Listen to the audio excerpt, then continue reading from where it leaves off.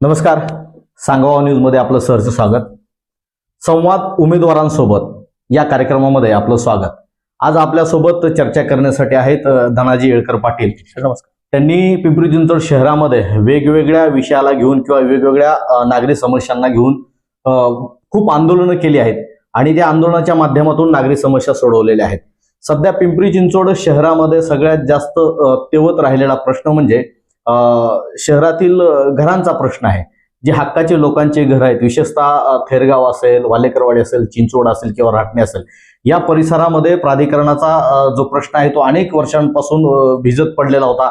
त्यानंतर तो विषय आता महानगरपालिकेकडे गेलेला आहे. प्राधिकरण जरी हटलेलं असलं तरी सुद्धा.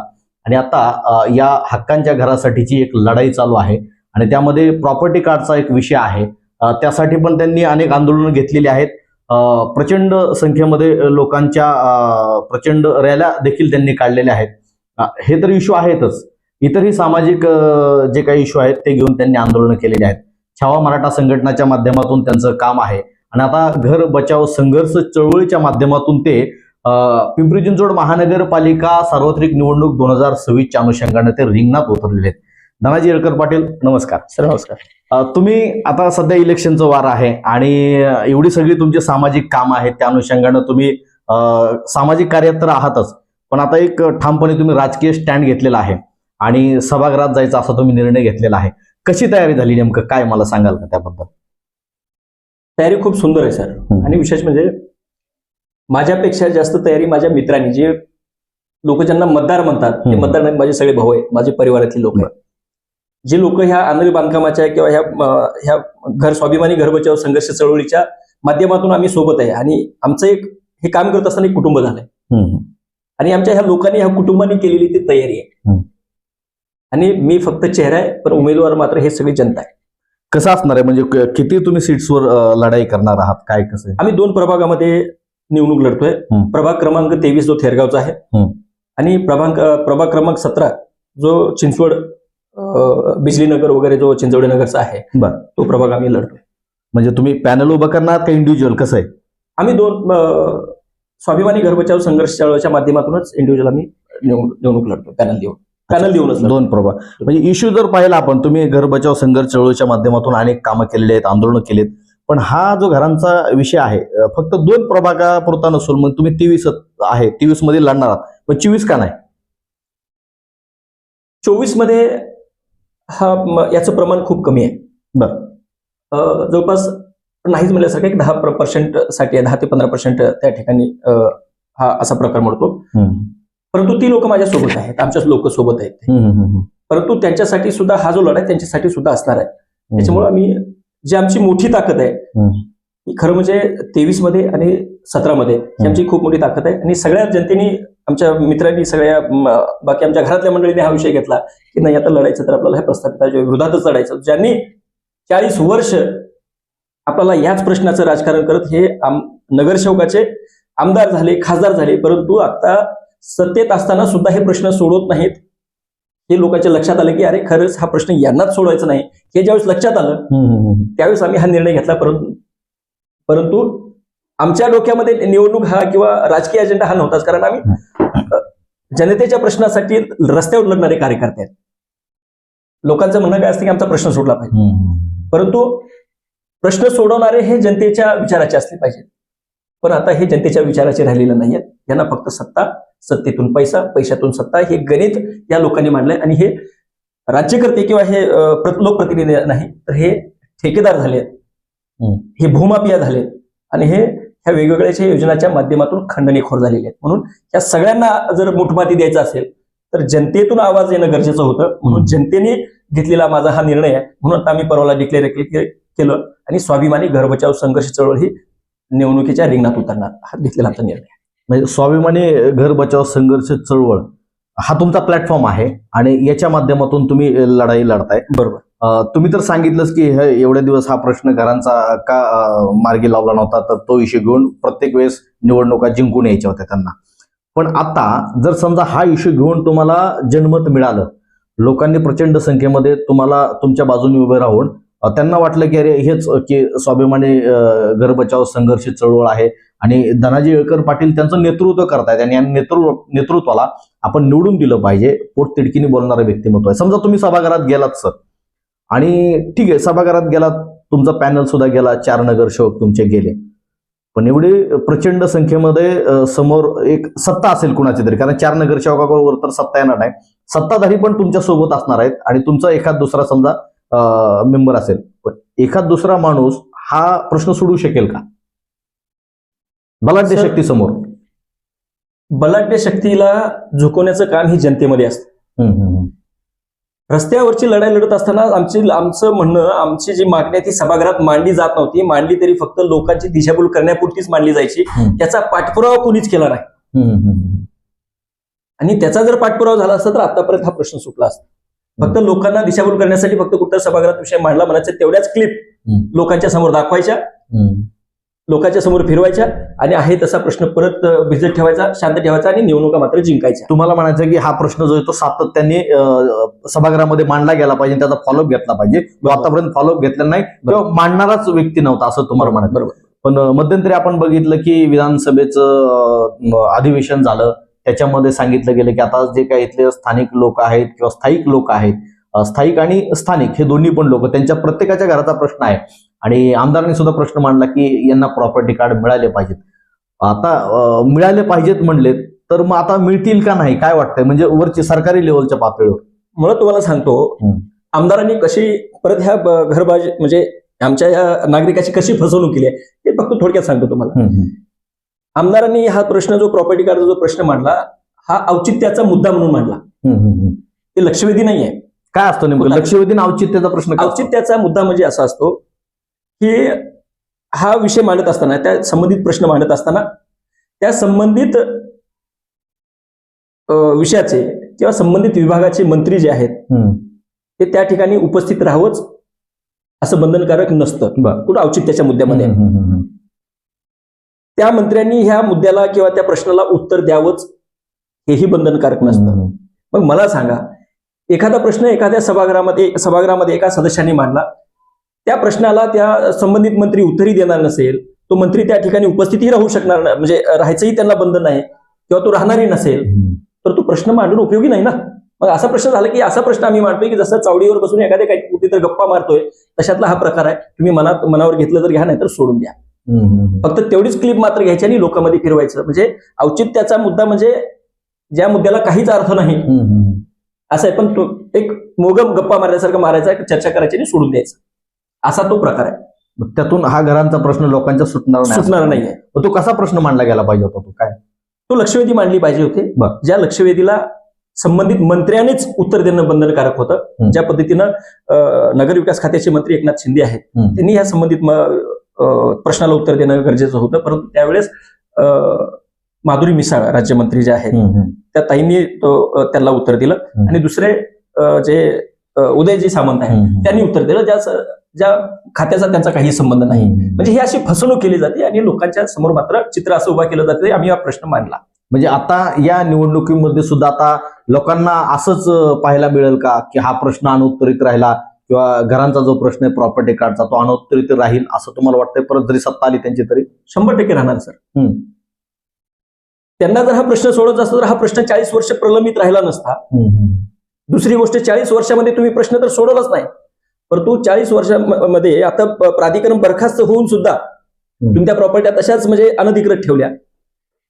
दुसरी गोष्ट, नवीन जो विकास आराखडा तुम्ही जाहीर केला, त्या विकास आराखड्यामध्ये सुद्धा नवीन विकास आराखडा जाहीर केला नाही, आहेत तीच आरक्षणं तुम्ही त्या पद्धतीने ठेवली नाही, तर दुसरी आणखी आरक्षणं त्या ठिकाणी त्या राहत्या घरावर टाकली. हा सगळ्यात मोठा खोडसाळपणा, ही सगळ्यात मोठी फसवणूक आहे आणि हे जाणीवपूर्वक सगळ्याच्या विचारानं केलेली हे प्लॅनिंग आहे. या संदर्भात पण तुम्ही मोठं आंदोलन केलं होतं, थेरगाव मधून मोठी प्रचंड रॅली काढली होती, पर आयुक्त म्हणजे मेन बिल्डिंग पर्यंत. हा डीपी आणि टीपी हटाव म्हणून, काय तो प्रकार नेमका? डीपीचा जो प्रकार आहे, हा नवीन जो प्रारूप विकास आराखडा तयार केलेला आहे, हा निव्वळ बिल्डर धार्जिना आहे. ह्या इथल्या ज्या सर्वसामान्य नागरिकांच्या ही घराच्या जमिनी येतात, ह्या प्रॉपर्टी येतात, ह्या विकास आराखड्याच्या नावाखाली ह्या आपल्या ताब्यात कशा येतील? कारण इथल्या जमिनीला सोन्याचे भाव आलेले आहेत. म्हणून मी लोकांना सांगत असतो, म्हणजे ही वेळ आली आहे आपलं घर सोन्याचं आहे, परंतु त्या सोन्याच्या घराला माती बनवून ह्या राज्यकर्त्यांनी ठेवलंय. कारण आज आपण बघतोय आमच्या घराला इथल्या ज्या प्रॉपर्टी आहे, कुठलीही बँक पेपर घेऊन जातो त्यावेळेस कुठलीही बँक 2 रुपयाचं सुद्धा लोन देत नाही. इथं ज्या पद्धतीने रेडी रेकनर 6.5 ते पावणे 7 हजार रुपये म्हणजे 67,000 रुपये गुंठ्याला रेट आहे. म्हणजे जवळपास हा, आणि बाजारभाव जर पकडला तर जवळपास 1 कोटीच्या आसपास हा याचा चालू बाजारभाव आहे गुंठ्याचा. या जी जमीन आहे आमच्यासारख्या सर्वसामान्य म्हणजे नागरिकांना, गरीब गोरगरीब प्रत्येकानं अर्धा गुंठा, 1 गुंठा, 2 गुंठे कष्टाच्या पैशातून घेतलेले. ह्या काही म्हणजे इथं अतिक्रमण केलेलं नाही किंवा अनधिकृतपणाने बसलेलं नाहीये. इथल्या शेतकऱ्यांना हे पैसे मोजलेले आहेत आम्ही आणि या ठिकाणी बसलेलो आहे. आमची घरं बांधलेली आहे. 40 वर्ष म्हणजे 49 वर्ष झाली तसं म्हणले तर 49 वर्षामध्ये या लोकांनी हा विकसित करणं गरजेचं होतं. त्या शेतकऱ्यांच्या काही अडचणी होत्या, शेतकऱ्यांचे प्रश्न सोडवले नाहीत म्हणून शेतकऱ्यांना या प्रॉपर्टी विकाव्या लागल्या. म्हणून त्यांनी सर्वसामान्यांना या प्रॉपर्टी विकल्या. आणि आज ज्यावेळेस म्हणजे प्राधिकरणाकडे ताबा नव्हता, प्राधिकरणाकडे ताबा नसताना सुद्धा या प्रॉपर्ट्यांना लटकवून ठेवण्याचं काम केलं. आणि आज तर प्राधिकरणच बरखास्त झालंय. आणि जर ह्या लोकांकडनं, जर ह्या शेतकऱ्याकडनं जर ह्या लोकांनी, आमच्यासारख्या लोकांनी जर ह्या प्रॉपर्टी विकत घेतल्यात तर ह्या प्रॉपर्टीचं प्रॉपर्टी कार्ड मालकी हक्क करून देण्याचं काम, हे प्रमाणपत्र देण्याचं काम सरकारचं आहे, ते सरकारनं करून द्यायला पाहिजे. परंतु याच प्रॉपर्टीवरती, याच म्हणजे या जे प्लॉट आहेत सर्वसामान्य नागरिकांचे, यांना असं वाटतं की हे अनधिकृत आहे, यांनी असाच ताबा मारला. त्यांना माहिती आहे सगळ्या गोष्टी, पण ह्या लोकांच्या मनामध्ये बिंबवलं गेलं की तुम्ही अनधिकृत आहेत, तुम्ही अनधिकृत आहेत, तुम्ही अनधिकृत आहेत. आणि लोकांच्या मनामध्ये, काही लोकांमध्ये तसा भ्रम झाला. परंतु स्वाभिमानी घर बचाव संघर्षच्या माध्यमातून कायदेशीर पण आम्ही लोकांना दाखवून दिलं की MRTP ऍक्ट काय सांगतो, किती दिवसामध्ये तुम्ही ते ताब्यात घेतलं पाहिजे, किती दिवसामध्ये ते आरक्षण डेव्हलप केलं पाहिजे, हे आता लोकांना सगळ्यांना कळालंय. त्याच्यामुळे प्राधिकरणाचे सगळे अधिकार उडून गेलेले आहेत. आता खरे अधिकारी तिथले शेतकरी, आणि शेतकऱ्यांनी ह्या जमिनी विकल्यामुळे, आमच्यासारख्याला विकल्यामुळे, आमच्यासारखे सगळे जे रहिवासी आहेत तो प्रत्येकाचा अधिकार झालेला आहे. परंतु हेच लोकांना गाफील ठेवून परत ह्या डीपीच्या माध्यमातून हे रस्ते असतील, वेगवेगळे आरक्षण आहेत, त्या घरावरती टाकून, त्या प्लॉटवरती टाकून ते प्लॉट कसे ताब्यात येतील आणि त्याचे ज्या TDR वगैरे आहेत कसे घेता येतील आणि लोकांना कसं देशविरोध धडेला लावता येईल, फक्त स्वतःच्या स्वार्थासाठी आणि बिल्डराच्या स्वार्थासाठी. कारण बिल्डर आणि इथले लोकप्रतिनिधी हे एकच आहे. सर, खऱ्या अर्थानं तुम्ही आता जे काही निवडणूक लढवताय, समजा तुमच्या म्हणजे कुठला पक्ष नाही, कुठला लेबल नाही किंवा सिम्बॉल नाहीये, कुठल्या पक्षाची मदत पण तुम्ही आता घेत नाहीत. घर बचाव संघर्ष चळवळ याच्या माध्यमातून तुम्ही लढताय. मेन इश्यू तोच आहे की इथल्या रहिवाशांच्या घरांवरती टांगती तलवार आहे ती तुम्हाला काढायची आहे. एकंदरीत जे इथं रहिवाशी आहेत, इथलं तुम्ही आता ऑब्झर्वेशन केलं असेल की एकंदरीत समाज व्यवस्था कशी आहे इथली, किंवा जो मतदार आहे मतदारांची व्यवस्था कशी आहे, किंवा तुम्ही अभ्यास केलाच असाल आता निवडणूक लढताय म्हणलं, कसं आहे जनजीवन एकंदरीत इथलं? इथं अत्यंत सर्वसामान्य कुटुंबातली लोक राहणारे आणि विशेष म्हणजे सर्व काबाड कष्ट करून खाणारे, दोन्ही मांडी करून खाणारी, उद्योग व्यवसाय करणारी, छोट्या मोठ्यापासून सगळी त्या पद्धतीनं ह्या आहे त्या परिस्थितीतून काबाड कष्ट करणारे लोक बाहेरून आलेली सगळी ही म्हणजे पैपै जमा करून स्वतःचं सोनं नाणं विकून, काही जणांनी तर स्वतःच्या गावाकडच्या जमिनी विकून सुद्धा एक स्वतःचं अशा मेट्रो सिटीमध्ये, अशा शहरामध्ये आपलं घर असावं, एक घर म्हणजे घरातलं म्हणजे आपलं स्वप्नातलं जे घर असतं आपलं, ते साकार करण्याचा प्रयत्न या ठिकाणी या लोकांनी केलेला आहे. आणि अत्यंत काबाड कष्टातून ही घर उभा केलेली आहेत आणि त्याच्यातला सुद्धा मी एक आहे. म्हणून मला त्या लोकांची, त्या लोकांच्या प्रश्नाची, त्या लोकांच्या घराचे घर काय असतं, स्वप्नाचं घर काय असतं याची जाण आम्हाला आहे. आणि त्याच्यावरूनच जर वरवंटा फिरवण्याचा प्रयत्न करणार असतील आणि हे सगळेच जर सत्तेसाठी एकत्र येणार असतील तर आमच्या प्रश्नासाठी काय अवघड होतं यांना एकत्र येणं. आतापर्यंत एकत्र येऊन सुद्धा यांनी प्रश्न सोडवला नाही. ज्या पद्धतीनं इथल्या खासदारांनी, आमदारांनी याच घराच्या प्रश्नाचं राजकारण करत सत्तेत आले, त्यांचेच आज समजा मंत्री सुद्धा याच विभागाचे मंत्री आहेत. खासदारांना सुद्धा खूप म्हणजे जवळचा आमचा खासदार म्हटलं जातं, म्हणजे एकनाथ शिंदेच्या खूप जवळचे खासदार म्हणून आपल्या श्रीरंगाप्पा बारणेकडे बघितलं जातं. परंतु श्रीरंगाप्पा बारणेने कधी ह्या प्रश्नासाठी परत एक शब्द सुद्धा उच्चारला नाही. तुम्हाला असं म्हणायचं गोरगरीब कष्टकऱ्यांनी जे पैपै जमा करून घरं घेतले आहेत, यांच्या घराशी किंवा यांच्या अस्मितेशी किंवा यांच्या अर्थव्यवस्था, समाज व्यवस्था किंवा यांच्या जनजीवनाशी मंत्री असतील, खासदार असतील, आमदार असतील, यांना काही देणं घेणं नाही असं म्हणायचं मला? काहीच देणं घेणं. जर यांना खरंच या लोकांच्या बाबतीमध्ये जर काही जर थोडंफार वाटलं असतं, थोडी जर त्यांच्यामध्ये मनामध्ये प्रेम असतं किंवा त्यांच्या मनामध्ये जिव्हाळा किंवा माया जर असती तर 40 वर्ष त्यांच्या समोर हा प्रश्न भिजत पडला नसता आणि लोकांची ही जी आज वनवा होते किंवा ताणाताण होते ही झाली नसती. पाटील, मला याच्यावरती असं म्हणायचं की तुम्ही म्हणतात की 40 वर्ष हा जो प्रश्न आहे तसाच प्रलंबित आहे, पण याच ठिकाणची लोक जे काबाड कष्ट करून स्वतःची घरं निर्माण करून राहतात इथं अधिवास करतायत, हीच लोक यांना निवडून देत आहेत ना प्रत्येक वेळेस. बरोबर सर, तुम्ही अगदी खूप चांगला प्रश्न विचारला सर. लोकांचा ह्यावरती विश्वास होता की अरे आपले नेते आहेत, हेच आपल्याला न्याय देतील, असा एक भोळाबाबा सर्वसामान्य नागरिकांचा तो एक विश्वास असतो ठेवतात आणि तो प्रत्येक जण ठेवतो. म्हणून तर आम्ही 40 वर्ष यांच्यावरती विश्वास ठेवला ना. आमच्या अगोदर सुद्धा जे काही लोक राहिले त्यांनी सुद्धा या लोकांवरती विश्वास ठेवला. पण आता मात्र त्यांचा भ्रमनिराश झालाय. त्यांना स्पष्ट कळालंय, ज्यावेळेस डीपी पडला त्यावेळेस कळालं की अरे हा डीपी कसं काय पडू शकतो. म्हणजे तुम्हाला परत ह्या गोष्टी पाहिजे. तसं म्हटलं तर सर्वे नंबर 12 मधून हा जो रिंग रेल्वेचा प्रोजेक्ट होता त्याचं रेखांकनच नाही, जे मूळ जे त्याचा जो मॅप आहे सर्वे नंबर 12 मधून नाही, सर्वे नंबर 14 मधून आहे. पण सर्वे नंबर 14 मधल्या तर जागा त्यांनी विकल्या, ह्या बाकीच्या लोकांनी त्याचा केडीआर खाल्ला, सगळं भ्रष्टाचार करून मोकळे झाले त्याला जागा विकून. मग त्यांना जागा दिसली या प्राधिकरणाची, त्या लोकांना अंधारात ठेवून अनधिकृतपणानं टाकलेला सर्वे नंबर 12 मधूनचा हा जो रस्ता टाकला. त्यावेळेस आमच्या लक्षात आला, माहिती अधिकारामध्ये आम्ही माहिती ज्यावेळेस काढली त्यावेळेस लक्षात आला अरे इथं सरळ सरळ फसवणूक आहे. हा सरळ सरळ म्हणजे लोकांना विश्वासात घेऊन त्यांच्या डोक्यात दगड टाकायचा हा जो प्रयत्न इथले सत्ताधारी करतात. म्हणून ही चीड आली आणि ह्या लोकांच्या विरोधामध्ये ठामपणाने उभं राहायचं. आमच्याच लोकांनी सांगितलं नाही, हा जो परिवार आहे आमचा स्वाभिमानी घर बचाव हा परिवार आहे आणि ह्या परिवारातल्या प्रत्येकानं सांगितलं की आम्ही आपल्याकडे पैसे नसतील हरकत नाही, आपण लोकवर्गणीतून ही निवडणूक लढू, पण आता मागे हटायचं नाही. आता सध्याचं वातावरण जर बघितलं तर बहुसंख्य प्रभाग क्रमांक 23 मधून तुम्ही लढताय, बहुसंख्य जी लोक राहणारी आहेत ते प्राधिकरण बाधित असतील किंवा आता आपण म्हणलो की डीपीटीपी बाधित आहेत, टाउन प्लॅनिंग असेल किंवा डेव्हलपमेंट प्लॅन बाधित आहेत. तर ही सगळी लोक एक खटा तुमच्या पाठीशी उभे राहतील असं वाटतंय का तुम्हाला? 100% सर. कारण आम्ही आता ठरवलंय आणि मी म्हणण्यापेक्षा हे जे आमचे बांधव आहेत, हे जे रहिवासी आहेत तिथल्या, त्या प्रत्येकाने ठरवलं, प्रत्येक माता भगिनीने ठरवलंय माझ्या सोन्यासारख्या घराची जर ही माती करणं म्हणजे माती करायचं जर हे लोक जर ठरवत असतील, त्या राजकारणी जर ठरवलं 40 वर्षामध्ये जर आम्हाला न्याय दिला नाही आणि आता जर आमच्या घरावर जर हे डीपी टाकलेलं आहे, हे रस्ते टाकलेले आहेत, हे आरक्षण टाकलेत, तर आमच्या घराची माती होऊ देणार नाही. आमच्या घराला परत सोन्याच्या विटा लावू, आमचे लोकप्रतिनिधी तिथं पाठवू, ह्या लोकांना जागा दाखवू. ज्यांनी फसवणूक केली आहे त्यांच्या एकाही उमेदवाराला आम्ही समोर उभा करणार नाही. आपण आपले उमेदवार पाठवू आणि आपला आवाज आपला बुलंद करू. म्हणून ह्या सर्वसामान्य नागरिकांनी हा निर्णय घेतलेला आहे. आमच्या ह्या सगळ्या बांधवांनी एकत्र येऊन हा निर्णय घेतलाय. म्हणून त्या कुणाच्याही दावणीला न जाता स्वतंत्र आम्ही आमच्या पद्धतीने आमच्या ताकदीवर लढतो. कारण आम्ही जर रिंग रोड सगळे आरक्षण जर थांबवू शकतो, आजही जर कोण थांबवलं असेल हा रिंग रोड जो आहे, रिंग रोड जर थांबवलाय तर स्वाभिमानी घर बचाव संघर्ष चळवळीच्या माध्यमातून आम्ही तो तिथं थांबवलाय, पुढे येऊ दिला नाही. याचं श्रेय जे जातं हे सगळं आमच्या संघटनेला जातं, आमच्या ह्या सगळ्या माता भगिनींना, आमच्या सगळ्या भावांना जातं. कारण सगळ्यांची मगरूर अशा या सत्ताधाऱ्यांनी हे ठरवलं होतं की कुठल्याही परिस्थितीमध्ये हा डीपी करायचा, हा रस्ता करायचा. परंतु जो कालबाह्य झालेला आहे, जो त्यावेळेस विकसित होणं गरजेचं आहे, जो कायदेशीर तो रद्द व्हायला पाहिजे तो झाला नाही. परंतु बेकायदेशीरपणा जर लोकांवर लादायचा प्रयत्न ज्यावेळेस झाला त्यावेळेस लोक आता शहाणी झाली आणि खरा लढा दिला आणि त्याला तिथंच थांबावं लागलं. आणि आणखी पण सांगतो,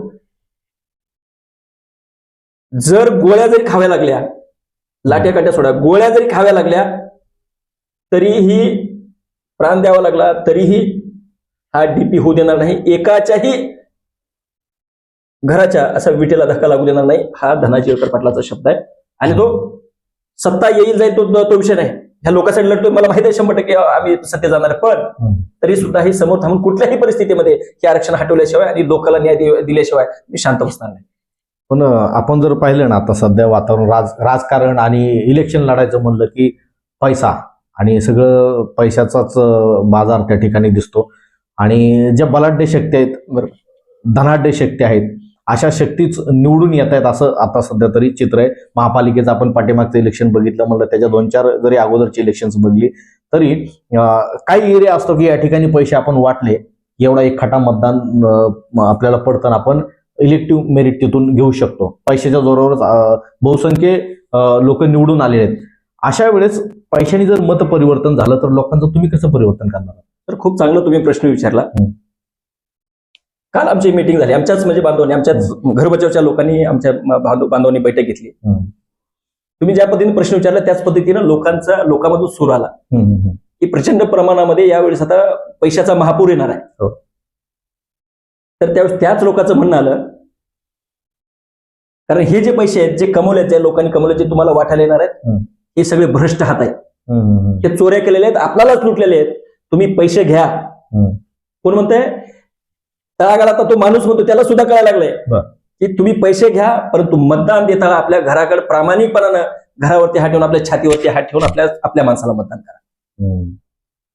आता लोक पैसे घेणार आहेत, कारण त्यांना माहित आहे हा माझ्या टॅक्स मधला चोरलेला पैसा हा. पण ते पैसे घेऊन सुद्धा स्वाभिमानी घर बचाव संघर्ष चळवळीच्या पाठीमागे ठामपणे उभा राहणार आहेत. म्हणून कितीही पैसा जरी वाटला तरी स्वाभिमानानं उभा राहिलेली स्वाभिमानी घर बचाव संघर्ष हेच नेतृत्व करणार आहे. तुमची परवाची बातमी पाहिली, तुमची जी मीटिंग झाली परवा, त्यानंतर माध्यमांमध्ये बातम्या आल्या. तुम्ही एक प्रश्न उपस्थित केला की इथं ते स्थायिक झालेली लोक आहेत, म्हणजे वेगवेगळ्या भागातून लोक येऊन या ठिकाणी काबाड कष्ट करतायत. मग कंपनीमध्ये कामगार वर्ग असेल, भाजीपाला विकून संसाराचा उदरनिर्वाह करणं असेल, बिगारी काम करणं असेल, गौंडी असेल, रिक्षा चालवणारा असेल किंवा छोटा मोठा व्यवसाय करणारा असेल, म्हणजे वडापावची टपरी असेल, हॉटेल असेल, हा सगळा असा क्राऊड आहे, असा वोटर आहे आपल्या प्रभागामध्ये. की तुम्ही तुमच्या बातमीमध्ये सांगितलं की जो बाहेरून येऊन इथं स्थायिक झालेला आहे तो वोटर तुमच्या सोबत राहील असं तुम्ही म्हणताय, तर कुठल्या विश्वासाने असं सांगताय तुम्ही? काही ह्या लोकांना सगळ्या गोष्टी लक्षात आलेल्या आहेत. इथल्या मतदाराला, इथल्या प्रत्येक नागरिकाला तो आज बघत नाही, तो वर्षानुवर्ष बघत आलेला आहे. बरं. मोजकीच लोक, मोजकीच जी डोकी आहेत किंवा मोजकीच नेत्यांची दिलेली जी लोक आहेत तेच सभागृहात आहेत. परत 30 लोक आहेत, परत 30 लोक आहेत, त्याच पक्षात आहेत. ते पक्ष बदलतील, त्यांचे नेते पक्ष बदलतील, परंतु तेच लोक सभागृहात आहेत, तेच लोकांच्या हातामध्ये इथं सत्ता आहे. तरी पण प्रश्न सामान्य लोकांचे सुटलेले नाही, प्रश्न सुटलेला नाही. मग हे लक्षात आलेलं आहे. मग लोक विचार करतात आपण बहुसंख्येनं जे ते आपण सगळेजण एका प्रश्नावर जर बाधित आहे, सगळेजण एकत्र आहेत, तर मग आपण आपला का प्रश्न सोडत नाही? तर लोकांच्या लक्षात आलं की आपण एक नाहीयेत, आपण संघटित नाहीये, परंतु मोजकी काही हाताच्या बोटावर मोजणे इतकीच काही लोक आहेत जे सत्ता मिळवत आहेत, ते मात्र एक आहेत. हे जसं लोकांच्या लक्षात आलं, लोकांनी ठरवलं नाही आता आपण एकत्र यायचं आणि सत्तेच्या चाव्या आपण हातात घ्यायच्या, भले आपल्या वार्डाच्या, आपल्या प्रभागाच्या असतील, आपल्या मतदारसंघातले असतील. त्याच्यामुळे लोकांनी निर्णय घेतला आणि ठरवलं की आता आपण एकत्र यायचं ना, आपलं मतदान हे आपल्याच माणसाला करायचं. ठीक आहे. आता एक प्रश्न प्रभागाच्या बाहेरचा, म्हणजे प्रभाग क्रमांक 23 सोडून, तुम्ही तर 23 लढताय, एक पिंपरी चिंचवड शहराचा एकंदरीत जर का विचार केला तर स्थायिक झालेल्या लोकांचा मताचा टक्का किती असेल? काय तुमचं ऑब्झर्वेशन काय? स्थायिक म्हणजे मी स्थानिक म्हणत नाही, स्थानिक आणि स्थायिक असे 2 भाग करतो. बरोबर. स्थानिक असे की इथले जे भूमिपुत्र, आणि स्थायिक या अर्थानं की बाहेर येऊन इथं स्थायिक झालेले, त्यांची मताची टक्केवारी कशी आहे पिंपरी चिंचवड शहराचा एकंदरीत विचार केला तर? पिंपरी चिंचवड शहराला मिनी इंडिया म्हणून ओळखलं जातं सर. मिनी इंडिया, संपूर्ण भारत एकवटला कॉस्मोपॉलिटन सिटी झालेली, कारण हे मेट्रो सिटी आहे, ऍक्च्युअली हे उद्योग नगरी आहे. या उद्योग नगरीमध्ये भारतातल्या प्रत्येक जिल्ह्यातून, प्रत्येक राज्यातून इथं प्रत्येक तालुक्यातून व्यक्ती आलेला आहे आणि तो इथं स्थायी आपल्या व्यवसायासाठी, कामधंद्यासाठी व्यवसाय झाला. आणि या शहरानं खूप काही दिलंय, त्याच्यात एक ओळख दिली आहे. तर यांचं जे प्रमाण आहे सगळ्यात महत्त्वाचं, जवळपास नाही म्हणलं तर कमीत सगळ्यात जास्त म्हणजे जवळपास 80% आसपास हे जे काही स्थायी झालेले लोक आहेत, मायग्रेशन होऊन इथं स्थायिक झालेले लोक आहेत, 80% प्रमाण हे त्या लोकांचं आहे, आमच्यासारख्या बाहेर म्हणजे त्या लोकांचं स्थायिक झालेले लोक. मग अशी लोक असताना तुम्ही असा का नाही कधी विचार केला की फक्त 23 न लढता एक अशी कुठली तरी आघाडी तयार करून पिंपरी चिंचवड शहरामध्ये एखादं चांगलं एक संघटन करून पूर्ण शहरातल्या सगळ्या जागा लढवायत, असा का विचार नाही आला तुमच्या मनात? तर प्रभाग क्रमांक 23 आणि 17 हा आम्ही प्रभाग म्हणून बघत नाही, आमचं कुटुंब म्हणून बघतो. तर आमचा प्रश्न एकच आहे.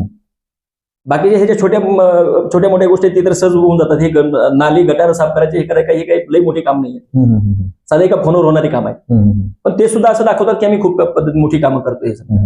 मुळात लोकांचे जे मूलभूत प्रश्न आहेत त्या मूलभूत प्रश्न अगोदर सोडणं गरजेचं आहे. अन्न, वस्त्र. तुम्हाला असं म्हणायचं की कुटुंबातला आधी प्रश्न सोडूयात. तुमचा प्रभाग क्रमांक 23 हे कुटुंब आहे आणि 17 पण कुटुंब आहे, त्यानंतर मग सगळीकडे आपण हे करूयात. बस. आणि हे एक लिटमस टेस्ट आहे की लोक काय करू शकतात हे आम्हाला शहराला दाखवायचं. म्हणजे कितीही बलाढ्य समोरचा जर व्यक्ती असेल, आता काल तुम्ही बघितलं, काल नगरपंचायत, नगर परिषदा झाल्या, काही उमेदवार असे आहेत की अत्यंत गरीब आहेत, परंतु लोकांनी लोकवर्गणीतून लोकांना निवडून दिलेला आहे. आणि तोच पॅटर्न हा पिंपरी चिंचवडमध्ये चालणार आहे आणि खूप चांगल्या पद्धतीने आणि सगळ्यात जास्त मताधिकाऱ्यांनी इथून निवडून येणाऱ्यांचे उमेदवार असते. तुमचं मुख्यत्वे करून आम्ही माध्यमांमध्ये बघतो, तुमच्या जेव्हा बातम्या देतात तेव्हा सामाजिक क्षेत्रात मोठं काम आहे. राजकीय स्टँड अगोदर तुम्ही कदाचित घेतला पण असेल, त्याबद्दल फार काय मला माहित नाही, पण असतील तुमच्या अगोदरचे राजकीय स्टँड. मी जेव्हापासून पत्रकारितेत आलो तेव्हापासून तर तुमचे सगळे सामाजिक स्टँड दिसतात, सोशल इश्यूज घेऊन तुम्ही आंदोलन केलेली आहेत. ठीक आहे, या सगळ्यांना घेऊन आता जर आपण विचार केला, इतर संघटना ज्या असतील, समजा सामाजिक संघटना कामं करणारे तुमच्यासोबत वेगवेगळे आंदोलनात असतात, ते किती तुमच्या सोबत आहेत, किंवा त्यांनी असं काही तुम्हाला काही जाहीर पाठिंबा वगैरे दिलाय का, त्यांना तुम्ही सोबत घेणार आहात का? हो सर, म्हणजे आमचं ठरलेलं आहे. ज्या आमच्यासोबत ज्या सामाजिक संघटना काम करतात त्याच्यामध्ये आमच्या छावा संघटनेसह संभाजी ब्रिगेड असेल, मराठा सेवा संघ असेल, जिजाऊ ब्रिगेड असेल, आम आदमी पार्टी सुद्धा असेल, आम आदमी पार्टी सुद्धा आमच्यासोबत हे होते. त्याच पद्धतीनं जे अपनावतन जी संघटना आहे, आमच्या अपनावतन संघटना आहे, स्वराज इंडिया आहे, जे या शहराचे ज्येष्ठ नेते आणि खरंच म्हणजे या चळवळीचा, सगळ्या शहरातल्या चळवळीचा केंद्रबिंदू आणि ज्या व्यक्तीकडे आशेनं सगळे लोक बघतात असे मानवजी कांबळे सुद्धा आमच्या सोबत आहेत. आम्ही बसून आमची एक मिटिंग झाली. आणि विशेष म्हणजे जे मार्क्सवादी कम्युनिस्ट पक्ष वगैरे आहेत, जे छोटे छोटे जे पक्ष आहेत, ते सुद्धा आमच्या सोबत आहेत. आम्ही ह्या सर्व सामाजिक संघटना एकत्र येऊन हा आम्ही प्रयोग करतोय आणि 100% आम्हाला खात्री आहे की आम्ही इथं जिंकणार. सर, प्रभाग क्रमांक 23चा जर विचार केला ना, इथं वंचित बहुजन आघाडीचा एक वोट आहे, त्यांची एक वोट बँक आहे. बरोबर. पण मागच्या विधानसभेच्या इलेक्शनला पाहिलं तर वंचित बहुजन आघाडीने इथं दिलेला, चिंचोड विधानसभेत दिलेला कॅन्डिडेट सुद्धा सामान्य माणसाला माहित नव्हता. पण वंचित बहुजन आघाडीचा जो वोटर आहे तो वाट बघत होता की आमचा कोण कॅन्डिडेट आहे आणि आपल्या सिंबॉलवर कोण उभं राहिलंय. पण तो माणूस इकडे न फिरकल्यामुळं वंचितचा वोट जो आहे तो तिसरीकडे बिरकटला. तर तुम्हाला असं वाटत नाही का की वंचित सारख्या संघटनेबरोबर जाऊन, पक्षाबरोबर जाऊन जर का काय आपल्याला एकत्र लढता येईल तर एक वोट बँक चांगली तयार होईल आणि एक इलेक्टिव्ह मेरिट तयार होईल आणि चित्र हलू शकतं, असा काय तुम्ही विचार केलाय का? तो विचार ऑलरेडी आम्ही केलाय सर. कारण वंचित बहुजन आघाडी ही सर्वसामान्य तळागाळातल्या नागरिकांसाठी लढणारं म्हणजे एक चळवळ आहे, लढणारी चळवळ आहे. त्यांना सुद्धा आम्ही सोबत घेणार, आम्ही त्यांच्या सोबत जाणार आहे. जर त्यांचं स्वागत आहे, आमच्या सोबत जाणार तर खरंच आम्हाला आवडेल. आणि त्यांनी खरं म्हणजे ह्या लोकांसाठी, कारण त्यांनी सुद्धा विचार केला पाहिजे, त्यांच्या सुद्धा नेत्यांनी विचार केला पाहिजे की त्यांच्या सुद्धा जो मतदार आहे, खरंच जो प्रामाणिकपणे त्यांच्या सोबत राहतो कधीही न करता, तो सुद्धा प्रचंड मोठ्या प्रमाणामध्ये या आमच्या वार्ड क्रमांक म्हणजे प्रभाग क्रमांक 23 मध्ये त्यांना जर न्याय द्यायचा असेल तर या प्रश्नासाठी त्यांनी, त्या लोकांसाठी त्यांनी आमच्या सोबत यायला काही हरकत नाही. आम्ही त्यांच्याकडे जाऊ आणि 100% आम्ही त्यांना सोबत घेऊ. वंचितची परिस्थिती राजकीय मी ऑब्झर्व केलेलं तुम्हाला सांगतो. वंचित कॅन्डिडेट्स उभा करतं, पण ऐन वेळेला कॅन्डिडेट्स माघार घेतल्यामुळं वोटर पण नाराज होतो. आत्ताची परिस्थिती जर आपण पाहिली तर वंचित बहुजन आघाडीचा आता कॉन्फिडन्स वाढलाय, कारण नगरपंचायत आणि नगर परिषदेचा जर का आपण इलेक्शन पाहिलं तर 70च्या आसपास त्यांचे नगरसेवक आलेले आहेत, 2 ठिकाणी नगराध्यक्ष आहेत त्यांचे, असे माध्यमांमध्ये बातम्या आहेत. हा कॉन्फिडन्स वाढलाय त्यांचा आणि आता त्यांची तयारी चालू आहे की पिंपरी-चिंचवड महानगरपालिकेमध्ये सगळ्या जागा लढायच्या. ते सुद्धा कॅन्डिडेट शोधतायत, त्यांचे इंटरव्ह्यू चालूच आहेत. पण ऐन वेळेला काही कॅन्डिडेट्स काही लोभाला बळी पडून माघार घेताना आपण पाहिले. तसं जर का काही झालं तर आपला जो काही तुम्हाला वाटतं की अशा संघटनेला सोबत घ्यावं, इथं काय दगाफटका होऊ शकतो. अशा वेळेस सगळ्यात महत्वाचं म्हणजे लोक आज बघतात की स्वाभिमानी घर बचाव संघर्ष चळवळीकडे त्यांनी ज्या व्यक्तीला आपण प्रमोट करणार किंवा समोर आणणार आहे त्या व्यक्तीच्या सोबत ठामपणे, मूळ मुद्दा घराचा आहे, बाकीचं त्यांना देणे घेणं काहीच नाही. जो घराची गोष्ट करेल समजा ज्या पद्धतीने आमच्या पाठीमागे त्याच्यासाठी आम्ही त्यांच्यासोबत आहे. आणि लोकांनी 40 वर्षाला ऑब्झर्व्ह केलंय की आपल्यासाठी कोणच नाही, परंतु 2017 पासून आम्ही काय मग जो विषय लावून धरलाय. आणि त्यावेळेस इथल्या आमदाराला, इथल्या खासदार एवढंच नाही, इथल्या मंत्र्यांच्या सुद्धा सभा आम्ही उधळून लावलेल्या. आता एवढंच नाही, देवेंद्र फडणवीस ह्याच प्रश्न म्हणजे इथं सभेसाठी आलेला असताना सुद्धा भोसरीमध्ये जवळपास 4-5 तास आम्ही जनता त्यांची वाट बघत होतो, आम्ही आमच्या ह्या प्रश्नासाठी चर्चा करण्यासाठी. न भेटता ज्यावेळेस म्हणजे जाण्याचा प्रयत्न केला त्यावेळेस देवेंद्र फडणवीसांची सुद्धा आम्ही गाडी अडवली आणि त्यांना रॉंग साईडनं त्यांना इथून पळ काढावा लागला होता, पाय काढून घ्यावा लागला होता. हा इतिहास आहे. आता निवडणुकीला सामोरं जाताना मुख्य अजेंडा तुमचा हाच असणार आहे, घर बचाव संघर्ष चळवळीचा. पहिला जो आमचा मुद्दा आहे तो आमचा, जोपर्यंत आमच्या घराचं प्रॉपर्टी कार्ड मिळत नाही, आमच्या घराच्या लोकांच्या घरांना मालकी हक्क जोपर्यंत मिळत नाही तोपर्यंत आम्ही शांत बसणार नाही. आणि हाच पहिला आमचा अजेंडा आहे. त्याच्यानंतर हे प्रश्न जे बाकीचे आहेत ते तर आम्ही 100% सोडवू शकतो. आता तुम्ही म्हणलात की याच्या अगोदरचे जेवढे इलेक्शन झाले की आम्ही समोरच्यांनी दिलेल्या आश्वासनाला बळी पडलो आणि हा प्रश्न गेली 40 वर्ष भिजत पडला.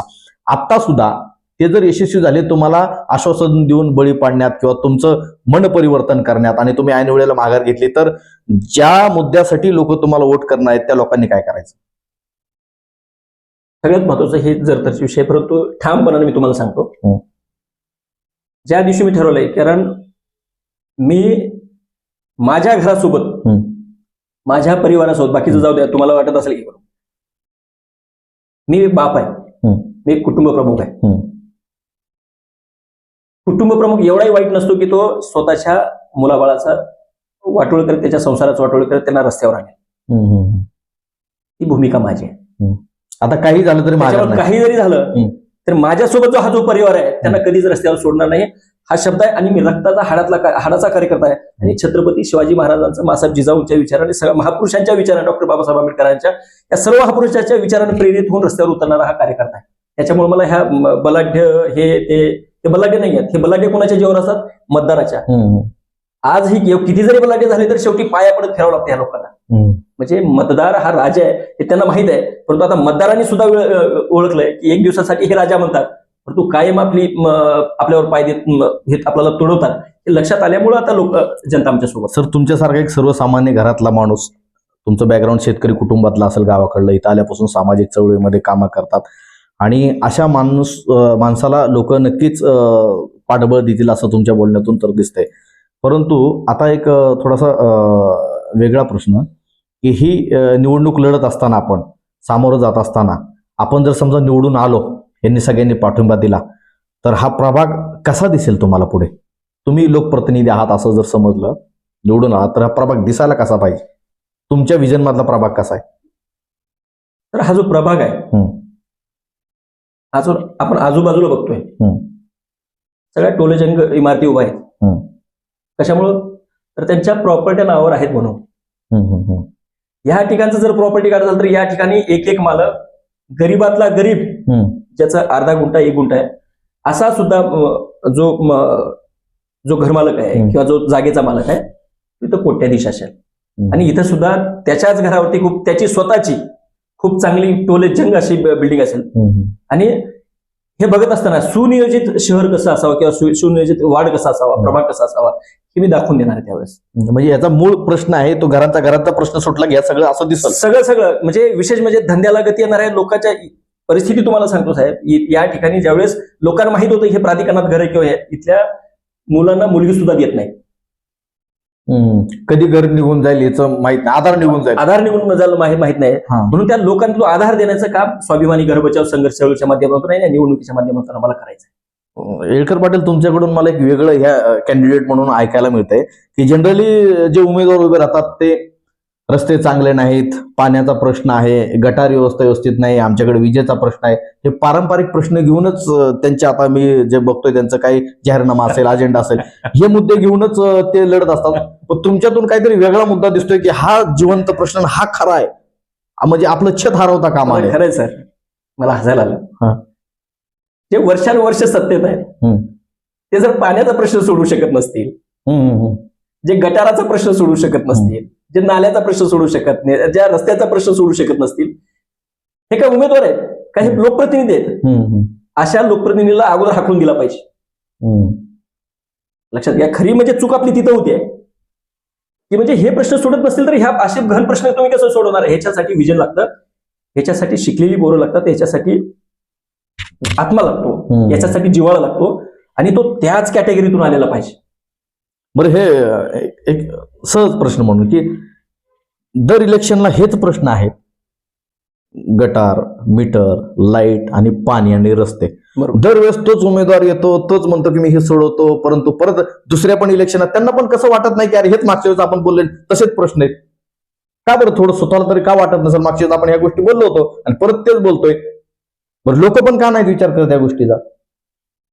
तर खूप सोपं उत्तर आहे. तुम्ही आता बघताय, खरं म्हणजे तुमचा खूप अभ्यास असतो सर, तुम्ही पत्रकारिता करताय, तुम्हीच ऑब्झर्व करा सर, ह्या 5-7 वर्षामध्ये त्या प्रश्नासाठी किती लोक रस्त्यावर उतरले? एकही नाही. एवढा मोठा विकास आराखड्याच्या बाबतीमध्ये एवढं मोठं प्रचंड मोठं शहर पेटलेलं असताना सुद्धा आमच्यासारख्या सामाजिक चळवळी रस्त्यावर उतरल्या, परंतु एकही पक्ष रस्त्यावर उतरला नाही. नाही, पण थेरगावमधून भारतीय जनता पार्टी म्हणते की आम्ही आंदोलनं केली, हा प्रश्न मिटवण्यासाठी आमच्या आमदारांनी विधानसभेमध्ये प्रश्न मांडला, असं सांगताय ना, ते कामं केलीत म्हणताय मला तेच सांगायचंय साहेब. सत्ताधारी. हा 11 वर्ष झाली देवेंद्र फडणवीस ज्यावेळेस या शहरामध्ये आले सुरुवातीला, त्यावेळेस त्यांनी सांगितलं की ह्या शहराच्या या महापालिकेच्या चाव्या आमच्या हातात द्या, तिजोरीच्या चाव्या आमच्या हातात द्या, 100 दिवसामध्ये हा प्रश्न मार्गी लावू. 11 वर्ष झाली हा प्रश्न मार्गी लावू शकला नाही, त्याच्यावरती आता चर्चाही होत नाही. आमदारांना आताच तुम्हाला सांगितलं, आमदाराच्या बाबतीमध्ये कुठल्या पद्धतीने ही फसवणूक झाली म्हणजे सभागृहामध्ये, आणि तीच फसवणूक त्यांना माहित आहे. हे वारंवार त्यांचे कॅसेट, आता लोक कंटाळले त्यांच्या कॅसेटला, आणि लोकांना कळलं अरे हे आपल्याला फसवतायत, हे एकच आहे, हे बिल्डर आहेत, हे बिल्डराचीच लोक आहेत, यांनाच हे जागा पाहिजेत, यांनाच हे रस्ते पाहिजेत, आणि हेच आमच्या घरावर बुलडोजर चालू, हे लक्षात आल्यामुळं हा निर्णय घेतलेला आहे, आणि हा धनाजी वळकर पाटील रिंगणात आहे साहेब. सुरुवातीलाच तुमच्या बोलण्यातून या गोष्टी आल्या, पण मला एक आता जनरल एक सामान्य माणसाला पडलेला प्रश्न, म्हणजे मला सुद्धा पडलाय तो, की खरं म्हणजे आता बरेच उमेदवार हे पण मुद्दे मांडतात, म्हणजे पारंपरिक लाईट, वीज, पाणी आणि रस्त्या व्यतिरिक्त सुद्धा, की आम्ही मतदारसंघामध्ये रोजगार निर्मिती करू, आम्ही मतदारसंघामध्ये MPSC UPSC चे क्लासेस सुरू करू, लायब्ररी सुरू करू, किंवा काय भव्य दिवस सांगतात. एक जाणून घ्यायचंय, म्हणजे एक तुमच्यासारख्या एका जाणकार माणसाकडून, नगरसेवकांनी कुठली कामं करावी लागतात त्याच्या मर्यादा काय आहेत, आमदारांनी कुठली कामं करावीत त्याच्या मर्यादा काय आहेत, आणि खासदारांनी काय कामं करावीत त्याच्या मर्यादा काय आहेत. कारण आमदाराची निवडणूक आली तरी तोच प्रश्न मांडतोय, खासदाराची निवडणूक आली तरी तोच प्रश्न मांडतोय, आणि साध्या नगरसेवकाची निवडणूक आली तरी तोच प्रश्न मांडतोय. हे कुणी कुठले प्रश्न सोडवायचं सामान्य माणसाला कळत नाही, ते जाणून घ्यायचंय काय नेमकं. सगळ्यात महत्वाचं म्हणजे जे मूलभूत प्रश्न आहेत, यांच्या प्रत्येकाच्या कार्याच्या मर्यादा काय करायचे. सगळ्यात महत्वाचे जे नगरसेवक आहेत, शहर लेवलला जे काही प्रश्न आहेत, शहरामध्ये जे काही प्रश्न आहेत, ते तुम्हाला अगोदर कळाले पाहिजे. ज्या पद्धतीनं हे म्हणतात की बाबा पाण्याची व्यवस्था मी करू, रस्त्याचे हे करू, ड्रेनेजचे हे करू, कारण त्यांना तेवढंच माहित आहे, कारण त्याच्यातून त्यांना पैसे मिळतो, त्यांनाच माहित आहे. विचार करा, एवढी मोठी लोकसंख्या असताना सुद्धा छोट्या छोट्या ड्रेनेज लाईन टाकलेले आहेत, छोट्या छोट्या दररोज फ्लो होतात, ओव्हरफ्लो होतात. दररोज इथं लोकांना कॉल करावा लागतो, महापालिकेत कॉल करावा लागतो लोकांना. म्हणजे त्या लोकांना ह्या गोष्टीच कळाल्या की कुठलं काम आपण करायला पाहिजे, म्हणजे एवढे ते अज्ञानी आहेत. लोकांचे ह्या जे घरासारखा प्रश्न आहे, एवढे वर्षानुवर्षी तर पडलाय, पेंडिंग आहे. ज्या मतदारसंघामध्ये तुमच्या प्रभागातला जर प्रश्न तो असेल, लोकांची डिमांड काय हे जर तुम्हाला कळत नसेल, म्हणजे नगरसेवकाचे काम आहेत की जे मूलभूत प्रश्न आहेत ते तर सोडवायचे आहेत, पण तुमच्या अखत्यारीत येणारे कुठले आहेत तर घर, टॅक्स बिक्स ह्या त्या सगळ्या गोष्टी येतात, किंवा तसा जर इश्यू निर्माण झाला तर सामान्य नागरिक रहिवासी आहेत, त्याच्या ज्या मूलभूत गरजा आहेत त्यातलं पहिलं प्राधान्यक्रम हे घर आहे, बरोबर. त्यानंतर लाईट, मीटर, गटर आणि वीज ते आलीच, बरोबर, रस्ते आलेच. ह्याच्या पुढे जाऊन सांगतो सर तुम्हाला. आपला एक जलतज्ञ आहेत, नाव त्यांचं विसरलो, त्या जलतज्ञांनी सांगितलं की आपण जे पाणी पितो महापालिकेचं, जे आज पाणी पितोय, ते पाणी सुद्धा पिण्याच्या लायक नाही आहे. जे आपण म्हणतो म्हणजे जे क्लोरीन टाकून वगैरे एवढं म्हणजे मोठ्या प्रमाणात आपल्याला पाजलं जातं, अत्यंत घातक असं पाणी आहे सर. बर. पण आज बऱ्यापैकी थेरगावमध्ये आपण बघतोय बऱ्याच ठिकाणी आरओचे प्लांट बसवलेले दिसत आहेत आज. ते का चालत आहेत? कारण लोकांच्या प्रचंड मोठ्या प्रमाणात आरोग्य धोक्यात आलेले आहे. आरओचे प्लांट उभे राहिलेत किंवा थेरगावमध्ये वेगवेगळ्या ठिकाणी अशा जे काही पाण्याचं काही उभं राहिलंय, याचा अर्थ सरकार म्हणून किंवा आता प्रशासन म्हणून स्वच्छ आणि निरोगी पाणी पुरवठा करायला सपशेल फेल ठरलंय, पूर्णपणे फेल. याच देतं काही आहे. येस, मला तेच सांगायचंय की हे सरकार, हे प्रशासन इथल्या लोकांना, नागरिकांना साधं पाणी जर हे स्वच्छ देऊ शकत नसतील तर यांच्यापेक्षा अपेक्षित कोणच ठरू शकत. याच प्रश्नाला धरून की परत पाण्याचा प्रश्न हा नगरसेवक लेवलचा, महापालिका लेवलचा आला, आम्ही पाण्याचा प्रश्न सोडवला म्हणताय, आणि तुम्हीच परत ते आरओचे प्लांट लावताय किंवा ते काय 5 रुपये देऊन पाणी आपलं एक घागरभर किंवा हांडाभर घेऊन जाताय. याचा अर्थ तुम्ही आरोग्यदायी पाणी दिलेलंच नाही. बरोबर सर. म्हणजे तुम्ही तो प्रश्न सोडवलेला नाही, आणि परत काम दाखवायचं म्हणून नाही, मी इथं आरओचा प्लांट लावला किंवा मी इथं मिनरल वॉटर लोकांना मिळावं म्हणून स्वस्तात इथं लावलं, ह्याचा अर्थ घरोघरी लोकांच्या पाणी पोचतंय ते काही पिण्यालायक नाही. अत्यंत गलिच्छ असं पाणी, अत्यंत घाणेरड असं पाणी आहे सर. त्याचा जर खरंच जर म्हणजे लॅबमध्ये जर त्याचा टेस्ट केला तर लक्षात येईल हे लोक पाण्याच्या नावाखाली विष पाजतात लोकांना, जे की ह्याचं पूर्णपणे अपयश आहे. सगळ्यात महत्वाचं हे खूप दुर्दैव आहे. जर आपल्या लोकांना जर आपण पाणी सुद्धा जर व्यवस्थित देऊ शकत नसेल, स्वच्छ पाणी सुद्धा जर देऊ शकत नसेल, तर याच्यापेक्षा मोठा अपयश कुठेच असू शकत नाही. आता काही उमेदवार म्हणतात की आम्ही रोजगार निर्मिती करू, प्रभागातील तरुणांना रोजगार निर्मिती करू. हा खरंच प्रश्न नगरसेवकाचा आहे का सर? राज्य सरकार रोजगार देण्यामध्ये पूर्णपणे अपयशी ठरलंय. ज्या ठिकाणी ह्या म्हणजे राज्यामध्ये जवळपास 4.5 लाख पदं शासकीय यंत्रणेमध्ये रिक्त आहेत. कशासाठी? तर त्या लोकांना देण्यासाठी निधी नाही. हे किती म्हणतात 4.5 लाख पद वेगवेगळ्या ह्याच्यामध्ये. म्हणजे हा प्रश्न राज्य सरकारचा आहे. राज्य सरकारचा आहे हा प्रश्न. राज्य सरकारने सोडवलं पाहिजे. त्या जागा तुम्ही भरल्या जात नाहीत, महापालिकेमध्ये भरल्या जात नाही. ज्या पद्धतीने समजा साधी पोलीस भरती का, पोलीस भरती सुद्धा तुम्ही करत नाही. तुम्ही ह्या जे MSF मधून जे लोक घेता ते कंत्राटी आहेत. फक्त त्याच्यासाठी जर वेगळं महामंडळ केलं असलं तरी ते कंत्राटी आहेत. त्यांना किती पगार आहेत? त्यांना बाकीची वेतन भत्ते आहेत का? बिलकुल नाही. आज तुम्ही शाळा चालवताय. आता तुम्ही कालची परवाची बातमी पण बघितला असेल, खूप मोठी, आणि त्याच्यावरती एक व्हिडिओ केलाय. शाळेमध्ये पटसंख्या नाही, 20 ते 10 पट ज्या ठिकाणी आहे अशा ठिकाणच्या शाळेवरती कंत्राटी शिक्षक जायचा. तो कंत्राटी शिक्षक कोण? जो रिटायर झालेला आहे, जिल्हा परिषदचा शिक्षक, ज्याचं वय 70 वर्षापर्यंत आहे. अशा लोकांना हे 20,000 रुपये देऊन तिथं कंत्राटी शिक्षक देणार आहे. मग तरुणांनी काय करायचं? जे उच्च शिक्षित आहेत, जे MA BEd करून मोठमोठ्या डिग्र्या घेऊन बसलेले आहेत, जे डॉक्टरेट आज करताय, MPhil म्हणजे PhD करून बसलेले आहेत, अशा लोकांना सुद्धा जॉब नाही आहेत. मग अशा तरुणांनी काय करायचं? हा खरा प्रश्न आहे. म्हणजे तरुणांना एकीकडे प्रचंड मोठ्या प्रमाणात बेरोजगारी ढकलायचं आहे, ते पदं भरायचे नाहीत, आणि ज्या लोकांना खरंच काय कळत नाही ते रोजगाराच्या गप्पा मारतात. त्यांना माहिती आहे प्रचंड मोठी बेरोजगारी वाढली आहे. लोकांना काहीतरी भूलतापा मारायच्या, कुठेतरी काहीतरी छोटा मोठा काहीतरी महिलांना काहीतरी सांगायचं, बचत गटाच्या माध्यमातून करतो, ह्या करतो, हे सगळं फोल आहे. सरकार म्हणूनच अपयशी आहे. हे बाकीचे लल्लूपल्लू हे सगळे छोटे आहेत, हे काहीच करू शकत नाही. तर सर, आता तुम्ही खऱ्या अर्थानं घर बचाव संघर्ष चळवळीच्या माध्यमातून प्रभाग क्रमांक 23 आणि 17 सांगितलं तुम्ही. हो सर. 17 मधून तुम्ही लढताय. आता तुम्ही त्याचा एक चेहरा आहात घर बचाव संघर्ष समितीचा, आणि हे सगळ्यांना घेऊन तुमचे पॅनल तयार होणार. 23 मधून तुमच्या पॅनलमध्ये कोण कोण असेल, काय तयार झाले? तर ह्या 2 दिवसामध्ये आम्ही जाहीर करतोय आमचे कॅन्डिडेट. मी आणि माझ्यासोबत बाकीचे 3 आहेत. खूप म्हणजे चांगले उमेदवार असतील आणि आमच्यातलेच असतील. त्याच्यामुळं बाधित असतील. हो सर, बाधित असतील. त्या पद्धतीने आम्हाला विश्वास आहे. आम्ही 100% ही निवडणूक कुठल्याही परिस्थितीमध्ये आमची जी जनता आहे, आमचे जे भाऊ आहेत, आमचा हा जो घर बचावचा, आमचा जो इथला जो थेरगावचा जो आमचा परिवार आहे सगळा, चिंचवड, बिजीनगर, चिंचवडीनगर, हा जो सगळा जो बाधित म्हणून एरिया, हे सगळे बहुमतानं कुठल्याही आमिषाला बळी न पडता कुठल्याही पद्धतीने 100% ताकदीनं आम्हाला सभा. थेरगाव प्रभाग क्रमांक 23 मधली बाजू पलटू शकेल अशी ताकद आहे? 100% सर, पलटणार आहे. 100%. आणि जनतेने ठरवलंय, मी नाही, जनतेने ठरवलंय. आणि जनतेने घेतलेला हा निर्णय प्रत्येक ठिकाणी ही चर्चा आहे. पैसे घ्या, पण आता घराला प्रामाणिकपणानं साक्षी ठेवून मतदान मात्र स्वाभिमानी घर बचाव संघर्ष चळवळीचाच उमेदवाराला. पण गेले महिनाभरापासून पिंपरी चिंचवड शहरामध्ये सगळीकडेच आपण पाहतो, केवळ थेरगावच नाही, सगळ्यांचे कार्यक्रम चाललेत मोठे वेगवेगळे. पत्रकं घरोघरी पोहोचतायत, आणि त्याच्या माध्यमातून लोकांवर जेवढं बिंबवता येईल तेवढं आपलं सिम्बॉल असेल. आता सिम्बॉल तर अजून म्हणजे कॅन्डिडेट ठरायचे आहेत प्रत्येकाचे. सध्या बीजेपीकडे जास्त वारा असल्यामुळे सगळ्यांनाच बीजेपीतून जास्त लोक इच्छुक आहेत.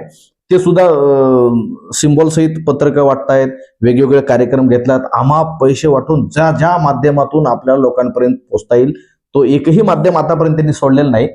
तुम्ही तर अजून इथं कुठेच दिसलेले नाहीत म्हणजे लोकांमध्ये. मुळात खरा विषय हाच आहे. तुम्ही कार्यक्रम का नाही घेतले असे लोकांसाठी? का? ऑलरेडी लोकांच्या आम्ही म्हणत आहे सर. बर. कुठेतरी खेळ रंगला पैठणीचा म्हणायचा, 4-2 पैठण्या वाटायचा नाही आणि वेगळाच खेळ रंगवायचा, ही पद्धत आमची नाही. आम्ही कायम लोकांसाठी चळवळीत राहिले, लोकांसाठी रस्त्यावर राहिलेले कार्यकर्ते. त्याच्यामुळे लोकांना माहित आहे हे कशासाठी असतात प्रकार. ज्यांची ओळख नाही, ज्यांनी लोकांसाठी काही केलंच नाही.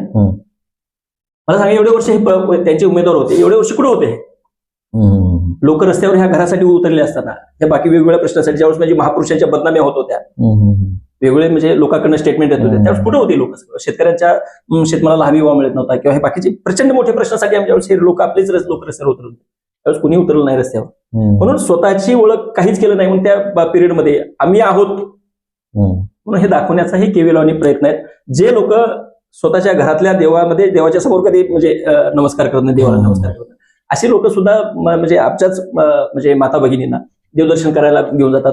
चांगली गोष्ट आहे, हरकत नाही. त्या निमित्तानं त्यांचं देवदर्शन होतं. परंतु त्यांच्या लक्षात आलंय की हे देवदर्शन घडवणारे कोण आहेत, कधीच न विचारणारे आज देवदर्शन घडवत आहे. समजा जाता येता कधी नमस्कार सुद्धा न करणारे हे करतात. म्हणजे की जे वेगवेगळ्या जे क्लुप्ते आहेत किंवा जे वेगवेगळे जे फंडे आहेत हे लोकांच्या सुद्धा लक्षात आले म्हणजे हे कशासाठी चालू आहे. सगळ्याच कॅन्डिडेटचा तोच प्रयत्न आहे की वेगवेगळ्या माध्यमांपासून लोकांपर्यंत पोहोचून वोटर कसा आपल्याकडे आकर्षित करता येईल हा प्रयत्न आहे. पारंपरिक आणि आधुनिक दोन्ही पद्धतीच्या लोकत्या असतील किंवा बरोबर. आयडियाज असतील त्या अंमलबजावणी करतायत.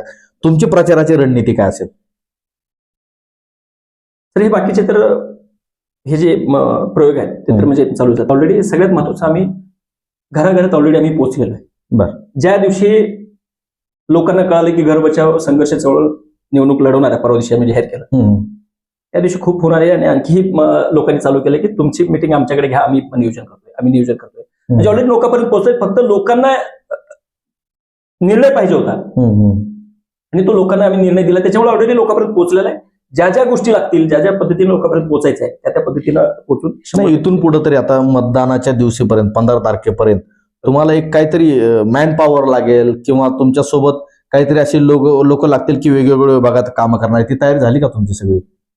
म्हणजे बूथ लेवल पासून ते जे मॅनपॉवर जे आहे जी मॅनपॉवर आतापर्यंत ज्या ह्या लोकांसाठी काम करायची ओके ती मोजक्या प्रमाणात करायची पूर्ण ही सगळा प्रचंड मोठा वाढच आपला आहे तर त्याच्यामुळे मॅनपॉवरची कुठंच कमी पडणार नाही. लोकांना पैसे देऊन हे प्रचारासाठी लोक आणावं ज्या महिला असतील किंवा पुरुष असतील ते आणावं लागत होतं. आम्हाला पैसे द्यायची गरज नाही. ज्या दिवशी तुम्हाला चित्र दिसेल काय असं जे सगळे लोक आहेत ज्यावेळेस बाहेर पडतील ना त्यावेळेस म्हणजे आमच्या असं शक्ती प्रदर्शन वगैरे करण्याचा काय विचार आहे? 100% सर शक्ती प्रदर्शन नाही ते आमचे लोक उत्स्फूर्तपणाने बाहेर पडलेला मॉब असेल तो त्यावेळेस लक्षात तेवढे लोक दाखवून देतील की काय म्हणजे यांची ताकद. लोक स्वतः स्वयंस्फूर्तीने प्रचार करतील. स्वयंस्फूर्ती चालू झालेलं आहे सर आणि त्याच पद्धतीने लोक आता बाहेर पडतायत. ओके. खऱ्या अर्थानं तुमच्याशी जवळजवळ तासभर गप्पा मारल्या चर्चा झाल्या. याच्या माध्यमातून तुमचं विजन कळालं आणि तुमचा मुख्य अजेंडा आहे की लोकांच्या मानेवर म्हणजे जे काय घराच्या माध्यमातून टांगती तलवार आहे स्वतःचं घर 1-1, 2-2 अर्ध्या गुंठ्यामध्ये आहे. आता त्याला सोन्याचा भाव आलेला आहे परंतु प्रॉपर्टी कार्ड नसल्यामुळं तो जो प्रश्न आहे भिजत पडलेला आहे तो तुम्ही सोडवावा आणि तुमच्या इच्छा आकांक्षा पूर्ण व्हाव्यात अशी जर का सगळ्याच मतदारांची जर काही इच्छा असेल तर तुम्हाला मनपूर्वक शुभेच्छा. आणि सर तुम्ही स्टुडिओमध्ये येऊन चर्चा केली त्याबद्दल धन्यवाद. थँक्यू.